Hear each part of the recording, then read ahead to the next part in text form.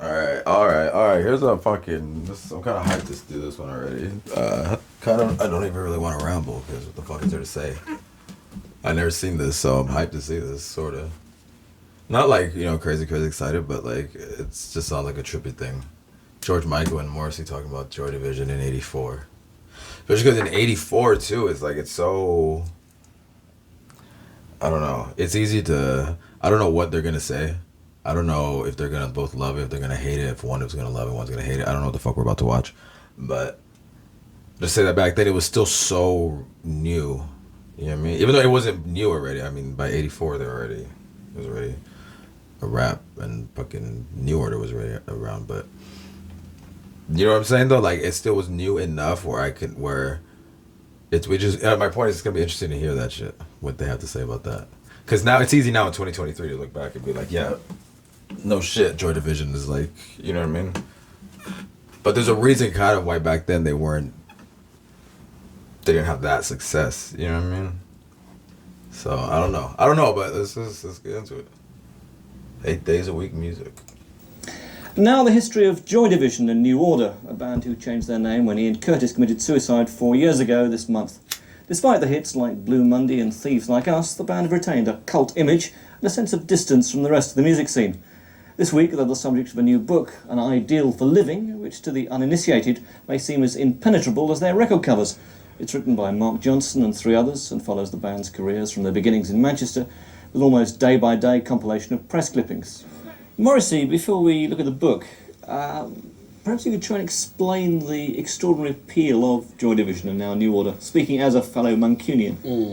I don't know whether I could explain it. They're treated quite unlike any other band in Britain, yes, really, they aren't they? are. I think most people's vision of Joy Division is entirely coloured by the death of Ian Curtis, and it's always really the really only factor that people seem to discuss. Joy Division were one group that I really didn't take to that much. Did you used to go and see them in Manchester? I saw them a few times by accident, but I can now completely appreciate their appeal. But I look upon Ian Curtis and certainly New Order as neither singers or lyricists, but as symbolists. I think they were quite accurate, and they had the spirit of the times, but I think it was totally false. It was like people saying, well, yes, this is how life is, totally without emotion, which of course they weren't, and we are totally hard people, which of course they weren't. It was like this complete affectation of people wanting to be something that they weren't. I find it quite sad, but in a musical sense I hear nothing whatsoever. But what about the Yeah, that's hilarious. That's fucking hilarious. That's fucking. They're fake as hell, and I don't hear shit from them musically. Fuck Joy Division. That's hilarious, bro. That's fucking hilarious. Also, what's the Venn diagram of Joy Division and Morrissey fans, right? Pretty fucking huge overlap. It's hilarious. But that's fucking hilarious. What did he say about the music? How did he say? It was like this complete affectation of people wanting to be something that they weren't. I find it quite sad, but in a musical sense I hear nothing whatsoever. In a musical sense, I hear nothing whatsoever is crazy. We gotta start using that, guys. That's the new shit, guys. Anytime you guys hear something fucking terrible, you say in a musical sense. What do you say? That they weren't. I find it quite sad, but in a musical sense I hear nothing whatsoever. In a musical sense, I hear nothing whatsoever. Alright, whenever I hear something on this channel and I don't like it, that's the shit. In a musical sense, I hear nothing whatsoever. That is fucking hilarious, bro. Yo, especially because it's talking about Joy Division, you know what I mean? But what about the book then? And does that sum book- up what people you saw on stage in Manchester? The book confused me. When it was straightforward, written in almost a diary fashion, I found it quite interesting. What about those quotes from Yeah, brief when you lectures got, and all that sort of strange stuff? Ostentatious, it was very, very boring. But ultimately, I would support, at the end of the day, I would support New Order and Joy Division. But with some confusion, I'll admit. Tony, not a band I suspect you'd approve of. No, well, I mean, as long as people get pleasure out of them, that's fine. But it's certainly not me, no. And the book, I should probably think for the fans of Joy Division, it would probably appeal to them. But what did you make of it? Hold up, guys! Look at this shirt. Look at that fucking shirt. Is crazy. That black shirt with the fucking look with the white piping going down and along the collar. The shirt is crazy. With this fucking yellow guys, look at his fucking outfit. This shit is crazy. This shit is fucking crazy. Well, I found it incredibly boring. There were certain bits of it that I found a bit disturbing as well. I mean, they were always trying to get over this fascist image and things like that. And I mean, one or two bits and pieces. They always denied they were fascists, but they did seem to give themselves fascist names. The bit where it let down, I mean, Ian Curtis committed suicide, and the book didn't actually go into that. Now, anybody who is interested in that, I suppose that would be the thing that would be interesting. There's some extraordinary quote there that It's it better said, that we- speculation yeah. is not only futile, but an invasion of his privacy, which, as a journalist, I mean, that would seem to be the key essence of the book, is why the guy died, and you skirt around it like that. I also think the book assumes that you know everything there is to know about Joy Division. Now, somebody, obviously, it's not really fair for me to judge it, because I'm not the slightest bit interested in them. It's not my Have you sort of heard their music ever? I've heard it, yes. What do you think of it? Well, it's not for me. No, but I'm very, I'm more into the soul sort of side of it. But the thing is that they assume that you know everything about the group. I would personally have liked them to go into detail about the individual members of the group. And they didn't do that. They went from one gig to another. And quite honestly, I'm not interested in the fact they appeared in the Cat's Whiskers Club in wherever it was, and they left the gear on the stage for a roadie to clear up. I mean, it's not interesting. I mean, that's what every group does. And there was one particular section where they said that because of Joy Division, or whatever they called themselves in those days, they proved that anybody could get together, even without being able to sing, being able to actually play an instrument. They claim in Smash Get Hits this together. week they still can't play as New Order, which I thought was slightly curious. Well, George, yeah. George, I wouldn't imagine you as a Joy Division. It's such a hilarious thing that people do that, you know what I mean? And I guess been doing this, since fucking forever, but that whole, man, you're not talented enough. You're not this. Who gives a fuck, man? Just fucking music, bro. Like, you know what I mean? It's hilarious. Like, yeah, they fucking.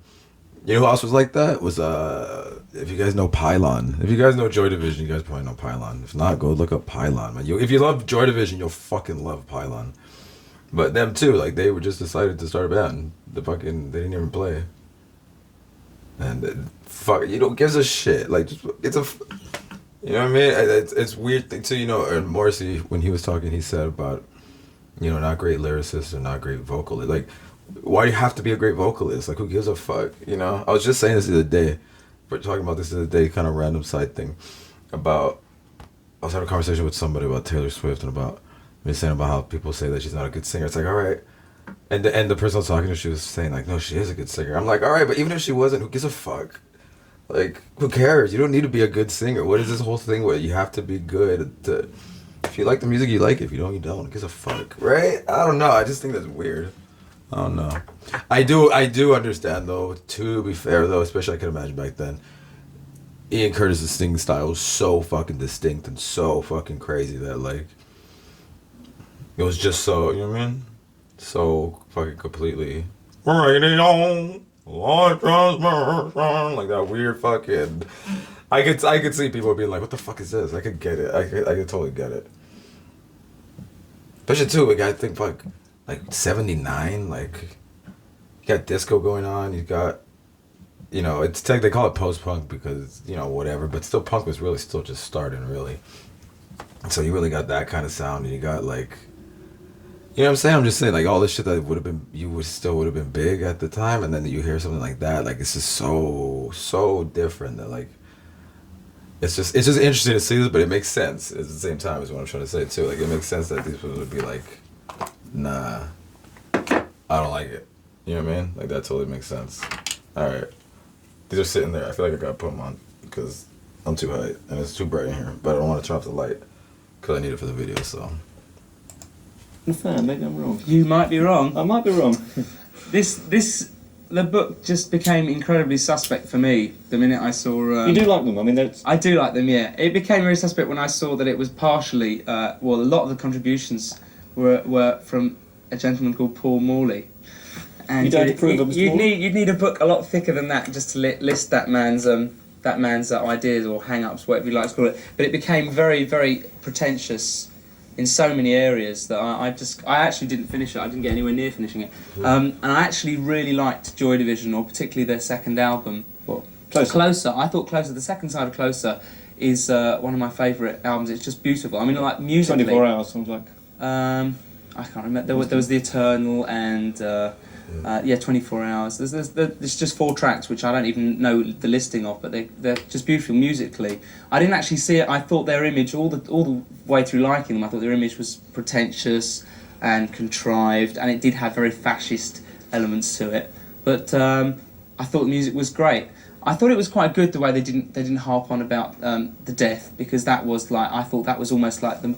It could almost have been engineered. It was like awful. It was the way that they were elevated after Ian Curtis's death was really sick. But it was to make it a commercial book. That's what people. Yeah, want I mean, about no. George, To be isn't honest it? with you, I think that is a book for people who enjoy the idea of factory. The pictures weren't very Thank good you, either, sorry were but they? to stop you there. And An Ideal for Living, A History of Joy Division is Fucking published high, by guys. Proteus. Alright, well there you go. That was interesting.